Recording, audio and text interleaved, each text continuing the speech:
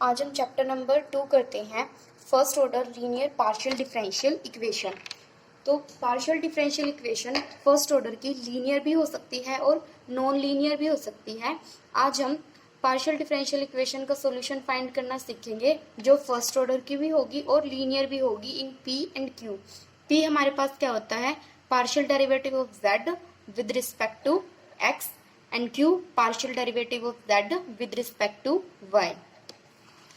Now linear partial differential equation,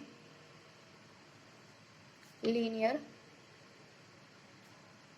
partial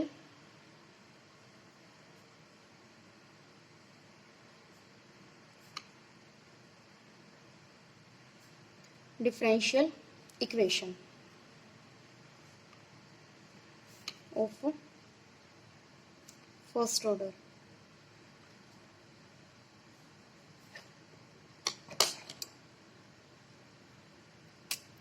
तो linear का मतलब क्या होता है, maximum degree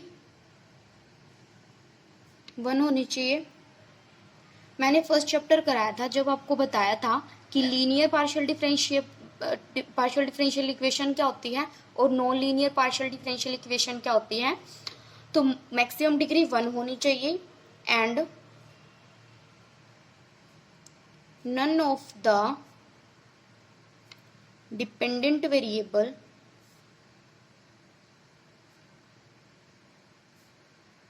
and its derivatives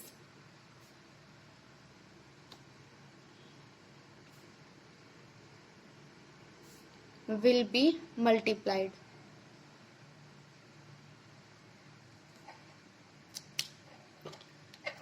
तो कोई ना तो हमारे पास यानी कि मैक्सिमम डिग्री हमारे पास ओनली 1 होनी चाहिए और डिपेंडेंट वेरिएबल जो भी होगा पार्शियल डिफरेंशियल इक्वेशन में वो और उसके डेरिवेटिव्स वो साथ में मल्टीप्लाई में नहीं होने चाहिए। तो वो लीनियर डिफरेंशियल इक्वेशन होती है फर्स्ट ऑर्डर की। फर्स्ट ऑर्डर यानी कि हमारा जो मैक्सिमम डेरिवेटिव है वो सिर्फ 1 होगा और इसको हम क्या कह सकते हैं, Lagrange's linear partial differential equation.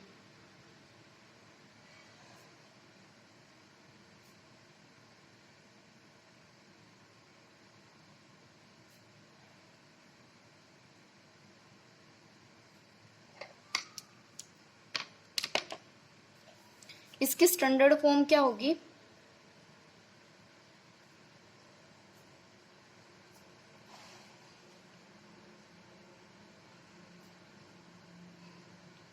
Standard form of Lagrange's linear partial differential equation, capital P small p plus capital Q small q is equal to R।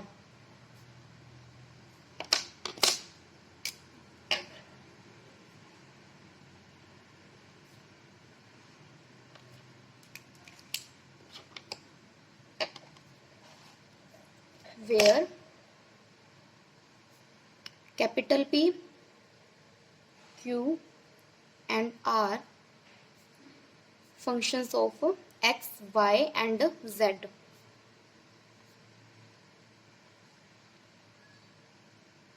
यहाँ पे कैपिटल P, कैपिटल Q और कैपिटल R ये function होते हैं x, y and z के, और जो small p और स्मॉल q है also small p and q ये क्या होते हैं, सॉरी इसको हम ऐसा लिख देते हैं, curl z over curl x and small q is curl z over curl y। Now हम वर्किंग रूल देखेंगे कि हम किस तरह से Lagrange's linear partial differential equation का सॉल्यूशन फाइंड करेंगे, यानी कि इक्वेशन नंबर 1 का सॉल्यूशन फाइंड करने का working rule.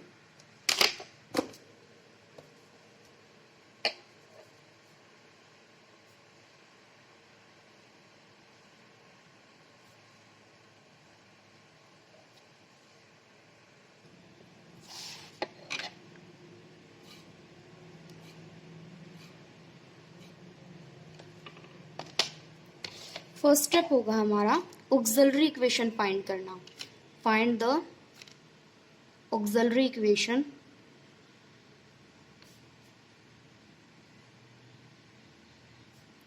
For equation number 1। हम इस इक्वेशन नंबर 1 से ऑक्सिलरी इक्वेशन फाइंड करेंगे, और वो इस ऑक्सिलरी इक्वेशन क्या होती है, dx over p dy over q and dz over r।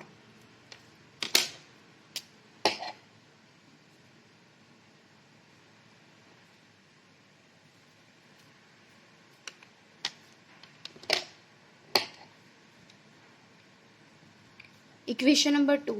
अब हमारा नेक्स्ट स्टेप क्या होगा, हम इस ऑक्सिलरी इक्वेशन को सोल्व करेंगे और सॉल्यूशंस फाइंड कर लेंगे इक्वेशन नंबर 1 के। सोल्व ऑक्सिलरी इक्वेशन, या फिर हम इसको सब्सिडरी इक्वेशन भी बोलते हैं।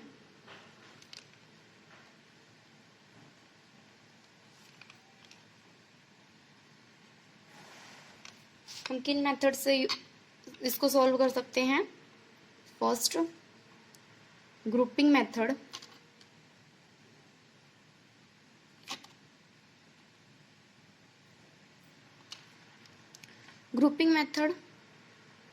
and second method of multipliers,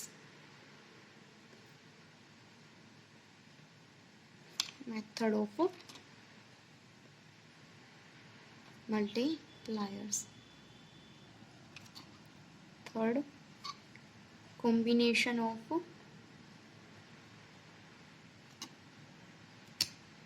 1 and 2। हम इस ऑक्सिलरी इक्वेशन को सॉल्व कर सकते हैं ग्रुपिंग मेथड से, मेथड ऑफ मल्टीप्लायर्स यूज करके, या फिर इन दोनों को कंबाइन करके इसके कॉम्बिनेशन से हम इक्वेशन नंबर 2 को सॉल्व कर सकते हैं। Then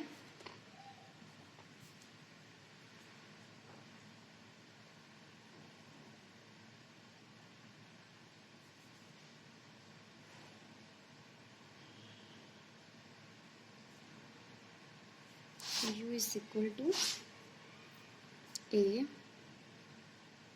and v is equal to b are the two solutions of equation number 1। इस इक्वेशन के ये दो सॉल्यूशन मिल जाएंगे हमें, which are obtained बाय 2। यानी कि 2 क्या थी, हमारी ऑक्सिलरी इक्वेशन थी। इस इक्वेशन को सॉल्व करके हमें ऐसे दो सॉल्यूशन मिल जाएंगे जो कि इक्वेशन नंबर 1 के सॉल्यूशन होंगे। किससे मिले हैं हमें, इक्वेशन नंबर 2 से।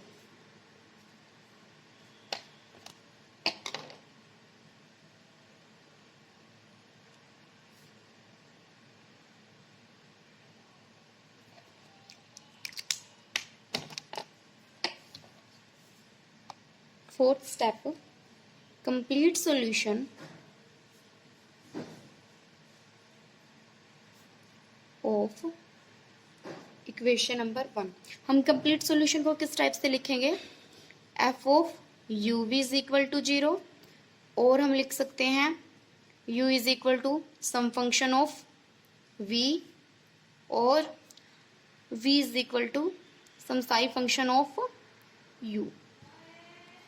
हम इनको इस टाइप से कंप्लीट सॉल्यूशन लास्ट में हम लिख देंगे।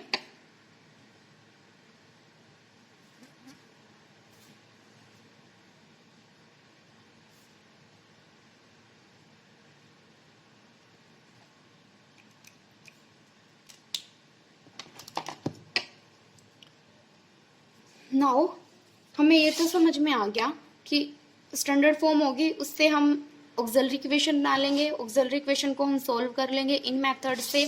देन हमारे पास दो सॉल्यूशन बन जाएंगे, और फिर हम कंप्लीट सॉल्यूशन को इस टाइप से लिख लेंगे। बट हमारे पास एक डाउट ये हो सकता है कि यहाँ पे u और v क्या है, और हम इन सॉल्यूशंस को ऐसे किसी फंक्शंस की फॉर्म में क्यों लिख रहे हैं।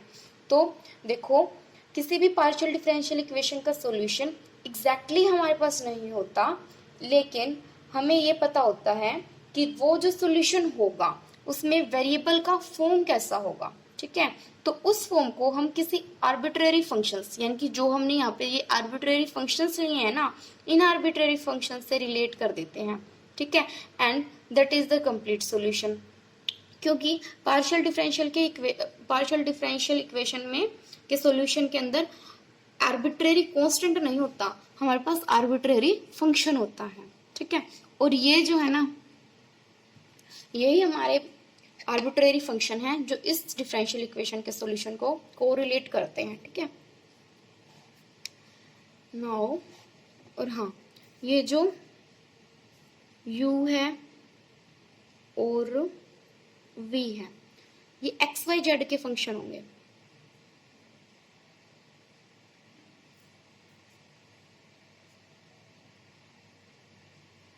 और हमने इसको फिर फंक्शन की फॉर्म में, आर्बिट्रेरी फंक्शन की फॉर्म में क्यों लिखा? क्योंकि हमारे पास ऐसा कोई मतलब सॉल्यूशन नहीं होता इसका, हम इनको वेरिएबल्स की फॉर्म में हमें पता होता है कैसे लिखना है, तो हम इसको फंक्शंस, आर्बिट्रेरी फंक्शंस की फॉर्म में लिख देते हैं। नाउ, जो हमने ऑक्सिलरी इक्वेशन को सॉल्व करने के जो मेथड बताए थे, हम उनको देखते हैं कि उनको हम किन स्टेप्स पे फॉलो करते हैं। हमारा फर्स्ट था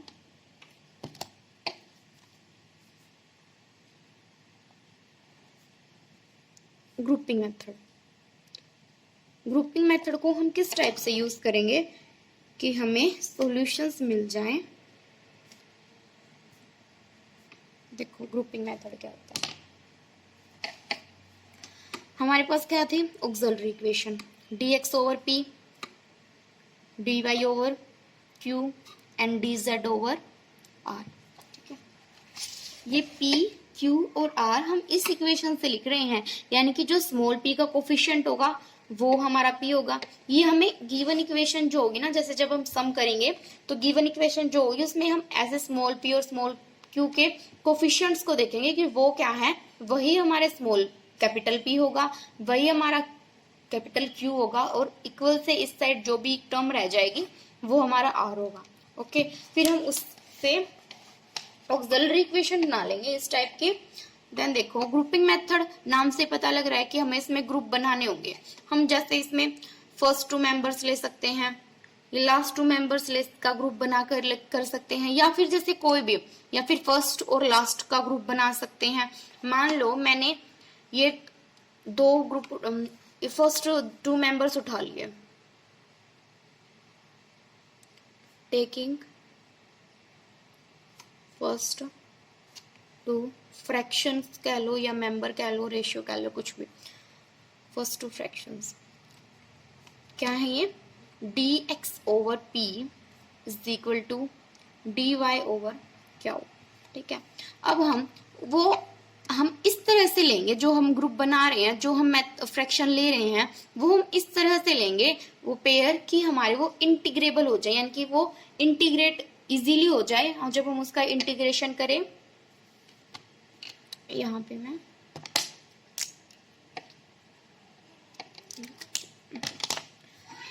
फॉर एग्जाम्पल देखो, हम इसको इस टाइप से भी तो लिख सकते हैं, dy over dx and q over p। तो ये हमारे पास एक डिफरेंशियल इक्वेशन ही तो है, जिसको हम इंटीग्रेट करके ही सोल्व करते हैं। तो ये हमारे पास एक डिफरेंशियल इक्वेशन ही है, और हम डिफरेंशियल इक्वेशन को सोल्व करके सॉल्यूशन निकाल सकते हैं ना। और हम ये इस टाइप से ले रहे हैं कि हम इसका इंटीग्रेशन हम इसका इजीली कर सके। मान लो जैसे हमारे पास dy और dx टर्म है, तो हमारे पास यहाँ पे x और y ही होने चाहिए ताकि हम उनको इजीली इंटीग्रेट कर सके। अगर हमारे पास यहाँ पे z की कोई टर्म होगी तो हम उसको इंटीग्रेशन करना पॉसिबल नहीं होगा। तो हमें इस तरीके से बनाने हैं ऐसे फ्रैक्शंस कि हम उसका इंटीग्रेशन कर सके। तो मान लो जब मैंने इसका इंटीग्रेशन किया, यानी इसको सोल्व किया, तो इक्वेशन आ गई, यानी कि u(x,y) z की नहीं होगी क्योंकि z तो इसके अंदर है ही नहीं, इज इक्वल टू a। जो मैंने बताया था ना कि यहाँ पर 2 सॉल्यूशंस बनेंगे, उसके अंदर से हमारा एक सॉल्यूशन बन गया। नाउ हम इसी तरह से कोई और 2 मेंबर उठा लेंगे, जो इजीली इंटीग्रेट हो सके, उन मेंबर्स को इंटीग्रेट करके हम एक और डिफरेंशियल इक्वेशन बना लेंगे, एक और सॉल्यूशन फाइंड कर लेंगे जो किस टाइप का होगा। एफ ऑफ, अगर मान लो हम ये लास्ट टू मेंबर ले रहे हैं, एफ ऑफ वाई जेड का हो जाएगा। फर्स्ट और लास्ट ले रहे हैं, एफ ऑफ एक्स जेड का हो जाएगा, जिसको हम बी, यहाँ पे कोई भी कांस्टेंट आ जाएगा बी और यहाँ पे कांस्टेंट आ जाएगा ए। हमारे पास ऐसे दो सॉल्यूशंस आ गए, फिर देन हम इसको इस टाइप से आर्बिट्रेरी फंक्शंस की फॉर्म में लिख सकते हैं कंप्लीट सॉल्यूशन बना करके। तो ये था हमारा ग्रुपिंग मेथड। नेक्स्ट है मेथड ऑफ मल्टीप्लायर्स, को हम कैसे यूज करेंगे। Method of multipliers,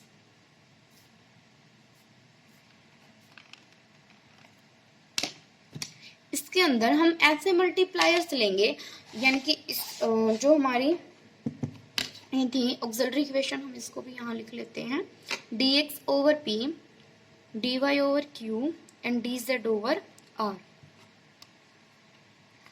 choose multipliers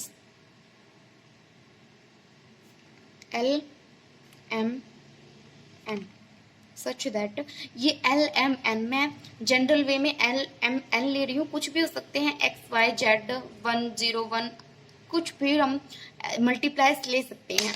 तो वो मल्टीप्लायर हम किस तरीके से लेंगे, such that dx over p, dy over q and dz over r। ये जो ऑक्सिलरी इक्वेशन है, मल्टीप्लायर्स ले रहे हैं तो मल्टीप्लाई कराना होगा, l dx m dy plus n dz। Multiply करा रहे हैं तो डिनोमिनेटर में भी हम इसको डिवाइड कराना होगा, pl qm plus r n।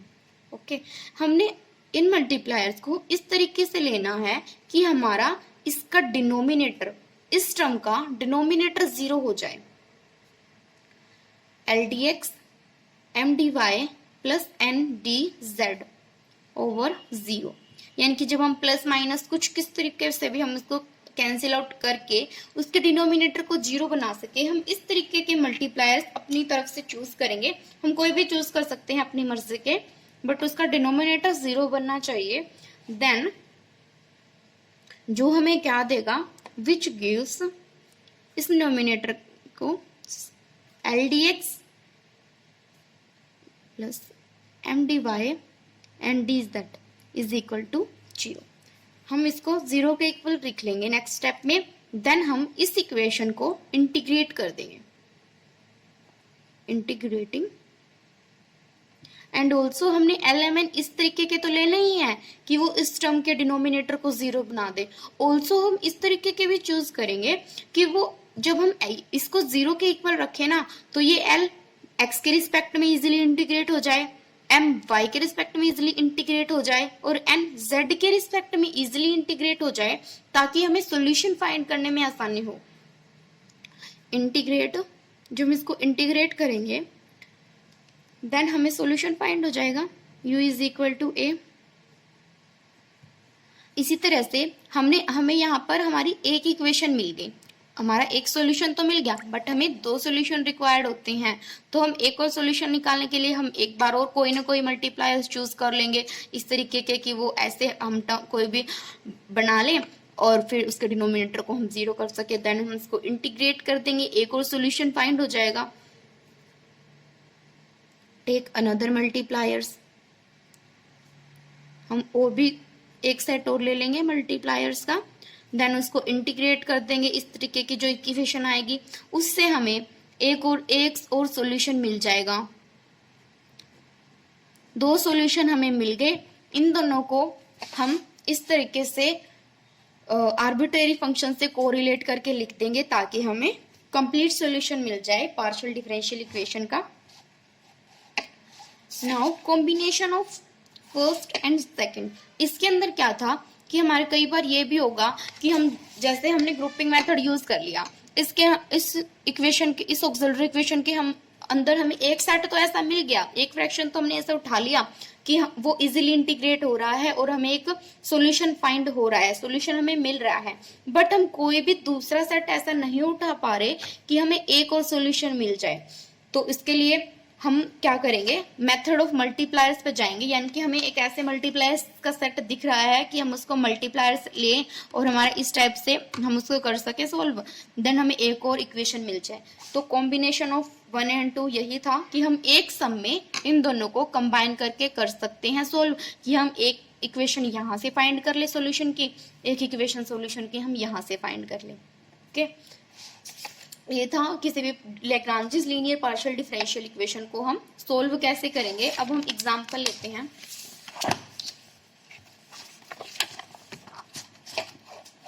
Example number first,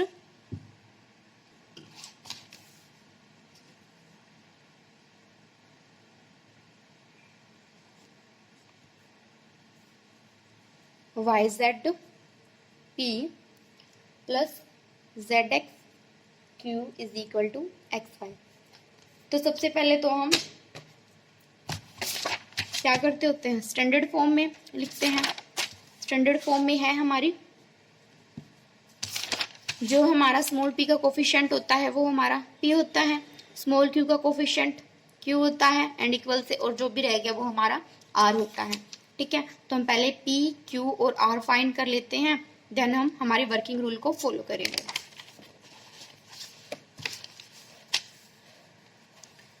देखो, स्मॉल p का कोफिशिएंट है yz,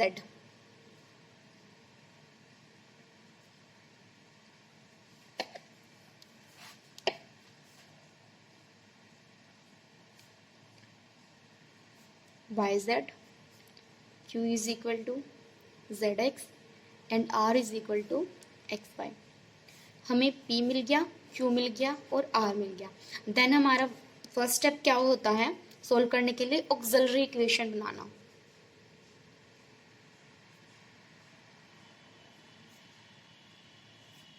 ऑक्सिलरी इक्वेशन कैसे बनाते हैं, dx over p, dy over q and dz over r।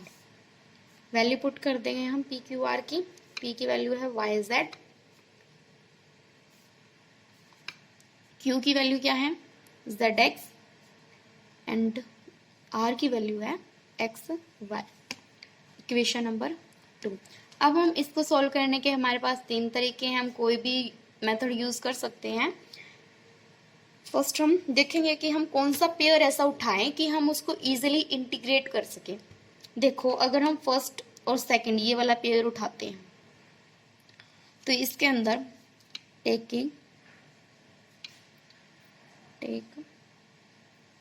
First 2 members, first 2 members उठाए, क्या है dx over yz and dy over zx। इसके अंदर देखो, इधर भी z है एंड इधर भी z है, कैंसिल आउट कर सकते हैं। dx over y and dy over x। Now x को हम dx के साथ लिख लेते हैं, y को हम dy के साथ। अब हम इसको इंटीग्रेट कर सकते हैं, इंटीग्रेटिंग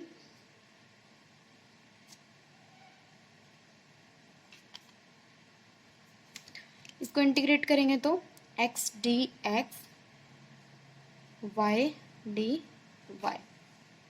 इंटीग्रेशन करना आता ही होगा, x का क्या हो जाएगा x square by 2 and y का y square by 2 plus some constant a। Now x a by 2 ले लेते हैं हम कांस्टेंट, क्योंकि कांस्टेंट है, अगर इसके साथ 2 डिवाइड में लेंगे तो कोई फर्क नहीं पड़ेगा। x square by 2 minus y square by 2, इसको इक्वल के बाहर ले आए, a by 2 x square minus y square over 2 is equal to a by 2। 2 को कैंसिल आउट कर लेंगे बोथ साइड से, क्या इक्वेशन मिल गई हमें, x square minus y square is equal to a।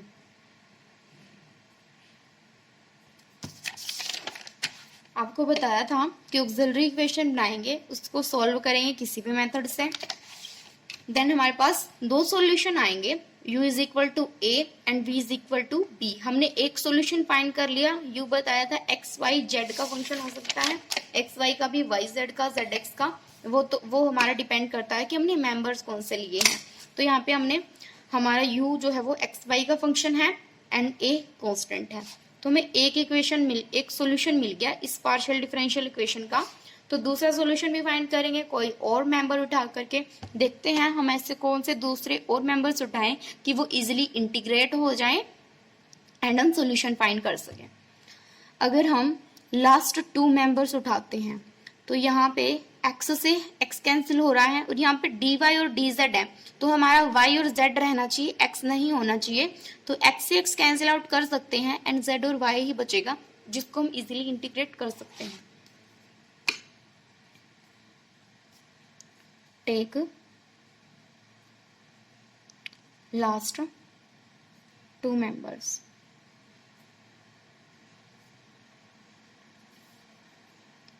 Last two member क्या है, dy over zx is equal to dz over xy। x से x cancel, dy over z and dz over y। y को dy के साथ लिख लेते हैं, z को dz के साथ। क्या आ जाएगा, y dy z dz। Same इसको इंटीग्रेट कर लेंगे,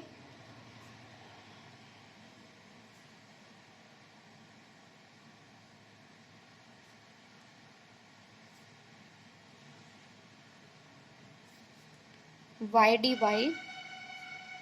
is equal to z dz। इसको जब इंटीग्रेट करेंगे तो y square by 2 z square by 2 plus कोई कांस्टेंट b बाय 2 ले लेते हैं, इसको इक्वल से बाहर ले आएंगे, minus z square by 2 is equal to b by 2। Y square minus z square over 2 is equal to b by 2। 2 से 2 cancel,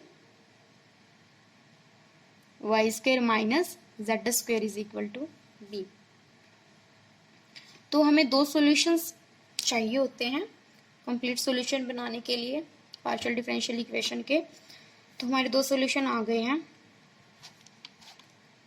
complete solution of one is given by, बताया था मैंने आपको कि हमें किसी भी आर्बिट्ररी फंक्शन की फॉर्म में इसको लिख सकते हैं। F of u v is equal to 0 लिखो, u is equal to function of v, v is equal to function of u, किसी टाइप से हम इसको लिख सकते हैं। मैं f of u v type से लिखूंगी इसको। तो ये पार्ट हमारा यू है, x square minus y square, and this is our v, y square minus z square is equal to 0।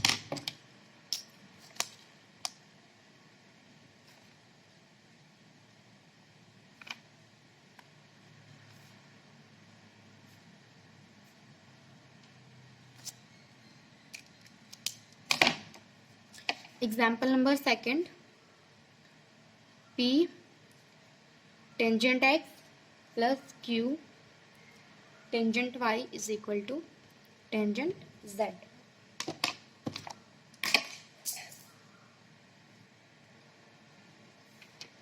This is our equation number 1. Solve. यहाँ से P लिख लेते हैं, टेंजेंट x है क्योंकि स्मॉल p का जो कोफिशिएंट होता है वही हमारा p होता है, q tangent y and remaining is tangent z। देखो अब हम क्या बनाएंगे, auxiliary equation dx over p, p की value tangent x, dy over q, q की value tangent y and dz over r, sorry यहाँ पे r है, r की वैल्यू टेंजेंट z। कोई भी दो पेयर उठाएंगे जो इजीली इंटीग्रेबल होंगे,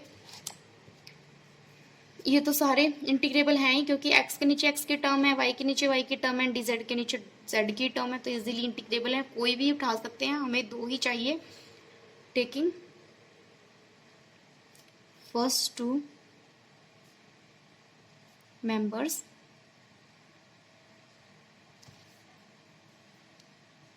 dx over 10x and dy over 10y।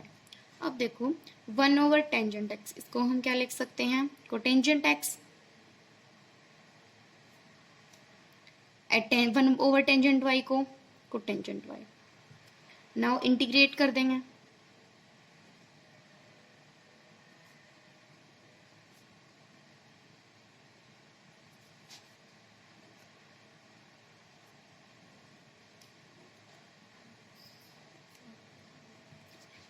तो कोटेंजेंट x का सॉरी इंटीग्रेशन क्या होता है, log ऑफ साइन x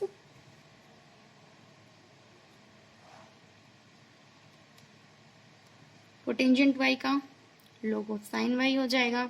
जब हमारे पास दोनों टर्म log में हो तो हम कांस्टेंट भी log की टर्म में लेते हैं।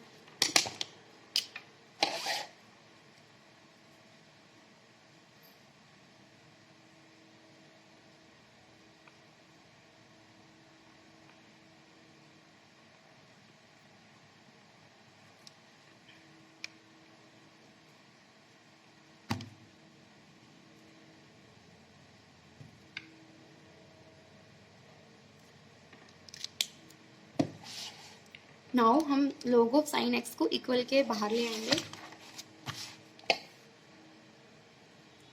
log of sine x minus log of sine y is equal to log of a।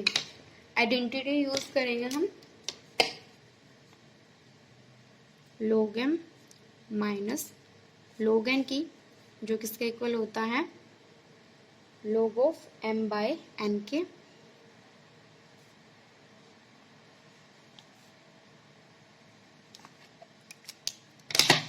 यहाँ पे m हमारा साइन x है एंड n हमारा साइन y है, तो हम आइडेंटिटी यूज करके हम क्या लिख सकते हैं, m by n, sine x over sine y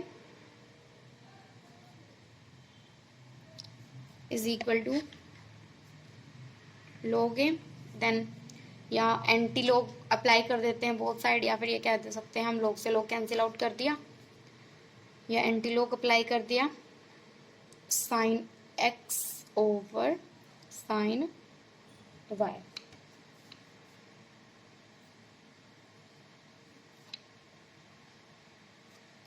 now हम कोई और दो फ्रैक्शन ले लेते हैं, फर्स्ट एंड लास्ट, या फिर लास्ट टू, कोई भी मर्जी है। टेकिंग लास्ट टू फ्रैक्शंस क्या है, dy over 10y and dz over 10z। वही सेम स्टेप्स पे करेंगे हम इसको भी। क्या लिख लेंगे हम इसको, cotangent y dy is equal to cotangent z dz। Integrating both side,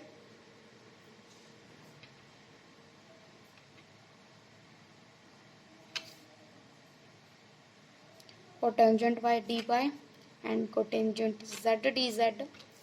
इसका क्या होता है कोटेंजेंट का, log of sine y and this is log of sine z। log में ही आर्बिट्रेरी कांस्टेंट लेंगे हम, देन इसको इक्वल से बाहर ले आएंगे, sine y minus log of sine z is equal to log of p। log m minus log n वाली identity use करेंगे, which is log of m over n sine y over sine z। log b, anti log apply करेंगे, cancel out हो जाएगा, b is equal to sine y over sine z।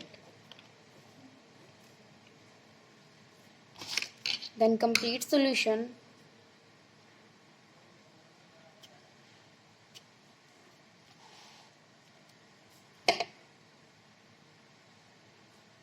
of 1 is f of u, u की value sine x over sine Y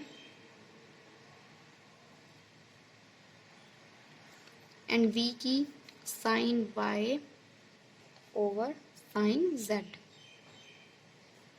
is equal to 0।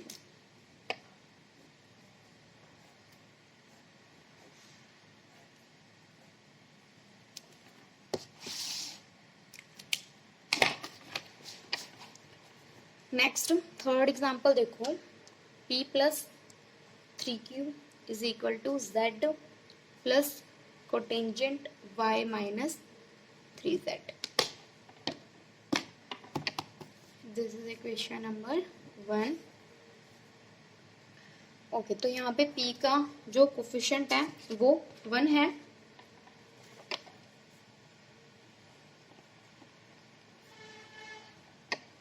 p is equal to 1 and q is equal to 3 and r is equal to z plus cotangent y minus 3z। Now देखो, auxiliary equation बना लेंगे हम, dx over p, p is over 1, dy over q 3 and dz over r, z plus cotangent y minus 3x है यहाँ पे statement में, यहाँ पे x है, z नहीं है, y माइनस 3x। अब देखो हम फर्स्ट टू मेंबर उठा लेते हैं, taking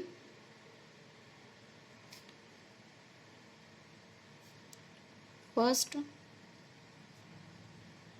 to members dx over 1 and dy over 3। 3 dx is equal to dy लिख सकते हैं, इंटीग्रेबल है, इंटीग्रेटिंग बोथ साइड्स क्या मिलेगा 3dx इन dy। इंटीग्रेट करेंगे तो खाली यहाँ पे हम 3 को बाहर ले लेंगे एंड dx का होता है x is equal to and dy का y plus constant 3x minus y is equal to a। एक सॉल्यूशन आ गया हमारे पास। इसी तरीके से हम एक और सॉल्यूशन निकालेंगे। तो देखो, या तो हम लास्ट टू मेंबर चूज कर लें या हम फर्स्ट और लास्ट ले लें, कोई भी ले लें, क्योंकि यहाँ पे भी कांस्टेंट है 1 और यहाँ पे भी कांस्टेंट है 3, तो हम कोई फर्क नहीं पड़ता, हम कोई भी ले सकते हैं। टेकिंग लास्ट टू मेंबर्स, आपकी मर्जी है, कोई भी ले लेना। मैं लास्ट के 2 मेंबर्स उठा रही हूँ। dy over 3 is equal to dz over z plus cotangent y minus 3x। अब देखो dy ओवर 3 यहाँ तक तो ठीक है, dz। अब यहाँ पे जब हमने देखा था कि y dy है और dz है, तो हमारे पास x की टर्म नहीं होनी चाहिए, अदरवाइज वो इंटीग्रेबल नहीं होएगा। तो y माइनस 3x की वैल्यू हम यहाँ से पुट कर सकते हैं, y minus 3x minus y is equal to, इसको हम इस तरह से अरेंज कर लेते हैं, क्योंकि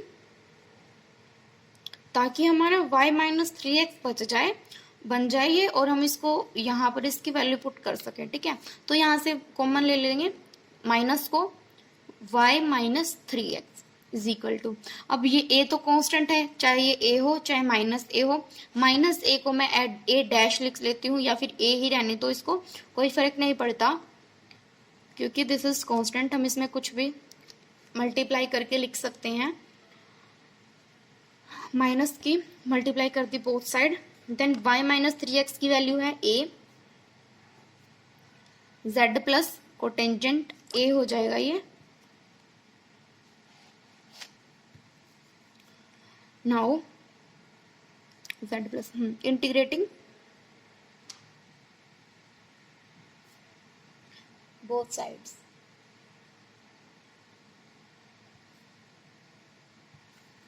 दोनों तरफ इंटीग्रेशन करेंगे।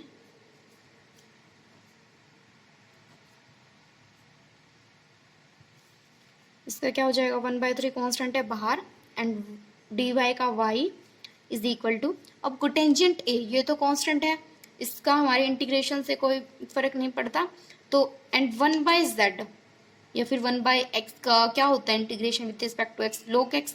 इसी तरह से 1/y का integration with respect to y क्या हो जाएगा, 1/z का log z, एंड इसके प्लस में कोई कांस्टेंट है तो कोई फर्क नहीं पड़ता इंटीग्रेशन पे, कांस्टेंट को प्लस में करके लिख देंगे log of z plus cotangent a plus b।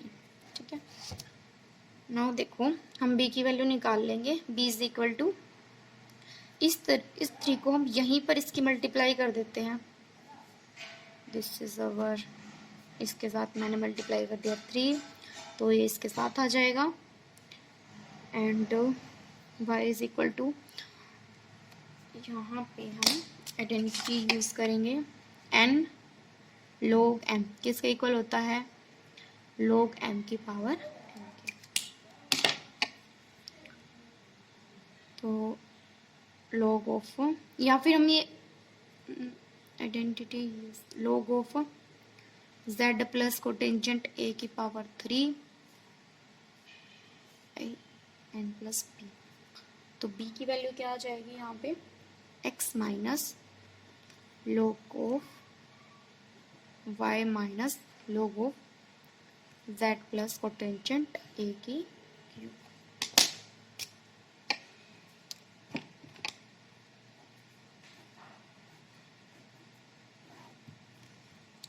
हमें एक ये वाला सॉल्यूशन मिल गया, हमें एक ये सॉल्यूशन मिल गया, कंप्लीट सॉल्यूशन लिख सकते हैं हम।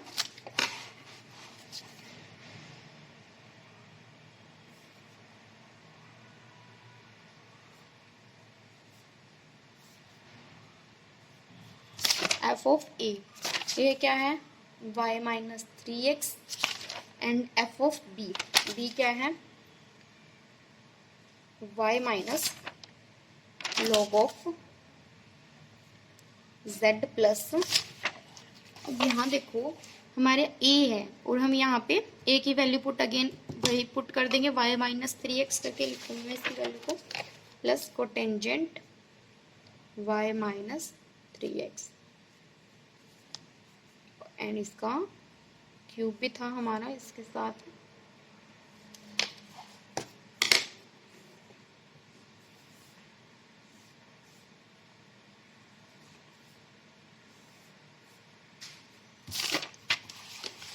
dx और dz, ये इस पेयर को ये पेयर उठा के भी हम इसको कर सकते हैं।